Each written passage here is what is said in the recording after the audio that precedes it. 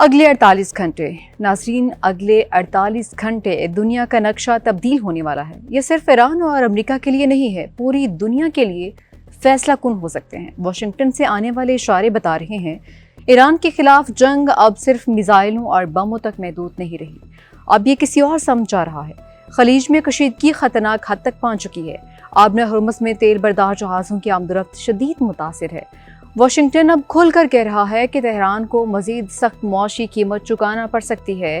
خبر یہ ہے کہ امریکہ ایران کے خلاف وہی ماڈل آزمانے جا رہا ہے جس کا اشارہ صدر ٹرمپ پہلے وینزویلا کے معاملے میں بھی دے چکے ہیں، یعنی تیل اور معیشت اور اسٹریٹجک انفراسٹرکچر کو ہدف بنانا۔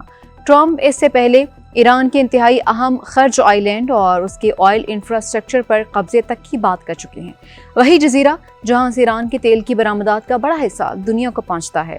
فرض کریں ایسا ہوتا ہے تو جنگ صرف تہران کی گلیوں میں نہیں لڑی جائے گی، اس جنگ کا اثر پیٹرول پمپ تک بھی پہنچے گا، خطے کی معیشت تک بھی پہنچے گا، شاید دنیا کے ہر گھر کے بجٹ تک بھی پہنچ جائے۔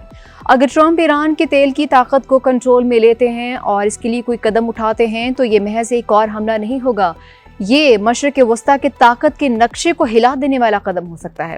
اگلے چند گھنٹے انتہائی اہم ہیں۔ آج کی ویڈیو میں ہم کھولیں گے اس پوری کہانی کی ایک اور پرت، ٹرمپ کے اگلے ممکنہ وار سے لے کر ایران کے جواب تک، خرج آئی لینڈ سے آبنہ ہرمز تک، اور اس سب کا خطے کی معیشت پر پڑنے والے ممکنہ اثرات تک۔ تو ناظرین، ایران پر قیامت خیز حملے کی دھمکیوں کے بعد اب تیل پر قبضے جیسی خبریں۔ امریکی صدر ڈونلڈ ٹرمپ نے سوشل میڈیا پر کہا کہ امریکہ ایران کو ویری ہارڈ ٹو نائٹ، یعنی انتہائی سخت انداز میں نشانہ بنا سکتا ہے، اور صرف میزائل برسانے کی بات نہیں کی بلکہ ایران کے تیل اور گیس کے بنیادی ڈھانچے پر مکمل کنٹرول حاصل کرنے کا اشارہ بھی دیا ہے۔ یعنی سوال اب صرف یہ نہیں کہ امریکہ ایران پر مزید حملہ کرے گا یا نہیں، اصل سوال یہ ہے کہ کیا جنگ کا اگلا ہدف ایران کا تیل ہے، اور اگر ایسا ہوا تو پاکستان سمیت پوری دنیا میں پیٹرول، ڈیزل، گیس اور مہنگائی کا کیا حال ہوگا؟ کیونکہ ایران کا تیل صرف ایران کی ضرورت نہیں، یہ عالمی معیشت کے لیے بھی ایک انتہائی اہم معاملہ ہے۔ ٹرمپ نے اس منصوبے کا موازنہ وینزویلا کے ساتھ کیا ہے، ساتھ ہی انہوں نے دعویٰ کیا کہ ایران کی navy, air force, radar, anti aircraft اور دفاعی صلاحیتوں کو شدید نقصان پہنچ چکا ہے۔ ایران پر بمباری ایک چیز ہے، لیکن کسی ملک کے تیل کے بڑے مرکز پر قبضہ کرنا ایک بالکل مختلف سطح کی کارروائی ہے۔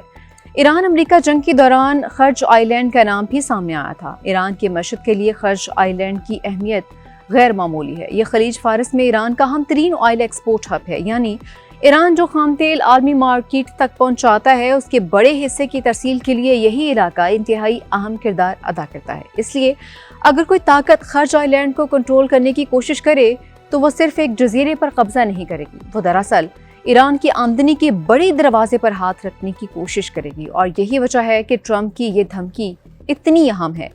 لیکن کیا یہ جنگ کے پیچھے ایک بڑا انرجی گیم ہے؟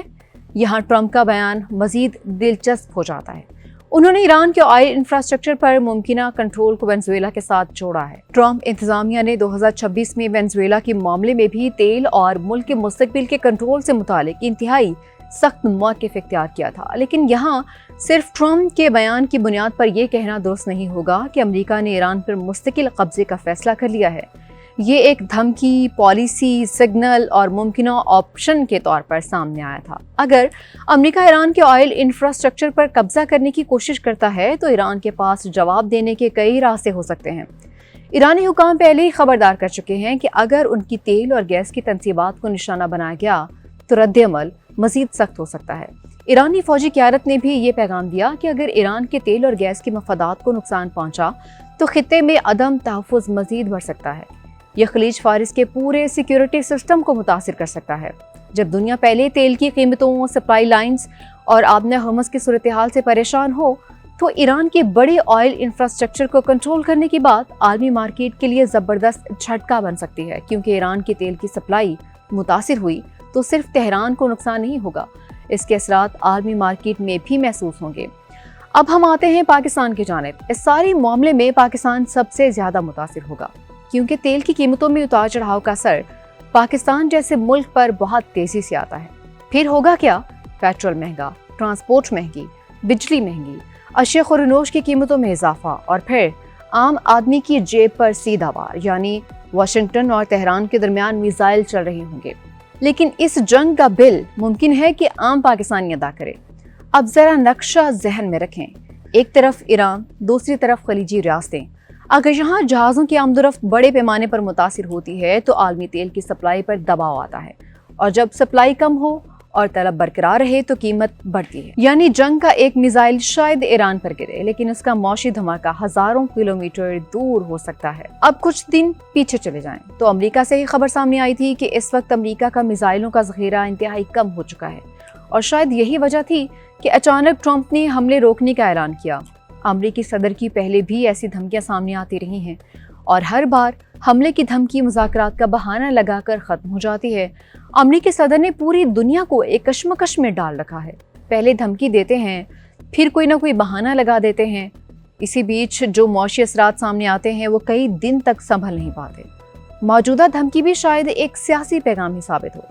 ईरान को बताया जा रहा है कि अमेरिका के पास सिर्फ फ़ज़ाई हमले नहीं, बल्कि उसकी मशत के सबसे अहम हिस्से को निशाना बनाने के ऑप्शंस भी मौजूद हैं। लेकिन अमेरिका के लिए ईरान का तेल कंट्रोल करना कागज पर शायद आसान लगे, लेकिन अमली तौर पर शायद मुश्किल है। ये एक बहुत बड़ा फौजी, मौशी और सियासी ऑपरेशन होगा, क्योंकि बमबारी करना आसान है, लेकिन तेल की तनसीबात को कब्जे में लेना, महफूज रखना, चलाना और मुसलसल सप्लाई बरकरार रखना बिल्कुल मुश्किल है। और अगर ईरान ने जवाब में खलीज के दूसरे हिस्सों, अमरीकी अड्डों या इलाकाई इत्तेहादियों को निशाना बनाया तो जंग का दायरा मजीद फैल सकता है। यानी जिस चीज़ को अमेरिका ईरान पर दबाव बढ़ाने के लिए इस्तेमाल करेगा, वही चीज़ पूरे खित्ते में एक नए बहरान का दरवाज़ा भी खोल सकती है। तो इस पूरी कहानी का असल पोस्टमार्टम क्या है? ट्रंप की धमकी में 3 अलग पैगाम छुपे हैं। पहला, अमेरिका ईरान की फौजी सलाहियत को मजीद कमज़ोर करना चाहता है। दूसरा, ईरान के तेल और गैस की बुनियादी ढांचे को अब दबाव के एक अहम हदफ के तौर पर देखा जा रहा है। तीसरा, अमेरिका ये पैगाम दे रहा है कि अगर मुज़ाकरात नाकाम हुए तो जंग की मौशी कीमत ईरान के लिए कहीं ज़्यादा बढ़ाई जा सकती है। लेकिन ईरान भी खाली हाथ नहीं है। उसके पास खित्ते में जोग्राफियाई, मिसाइल सलाहियत, इलाकाई इत्तेहादी और सबसे बढ़कर आबना हुर्मुज़ जैसा इंतहाई हसास जोग्राफियाई कार्ड भी मौजूद है। अगर ईरान का तेल और आबना हुर्मुज़ जंग के अगले हदफ बन गए तो दुनिया इस जंग को सिर्फ देखेगी नहीं, बल्कि खुद भी उसका हिस्सा बन जाएगी। यही वो सवाल है जिसका जवाब आने वाले दिनों में पूरी दुनिया की मशत, सियासत और सिक्योरिटी का रुख तय कर सकता है। अपनी राय का इजहार कमेंट बॉक्स में ज़रूर करें। अब तक के लिए इतना ही, फिर मिलते हैं नई अपडेट के साथ। इजाज़त दीजिए, अल्लाह हाफ़िज़।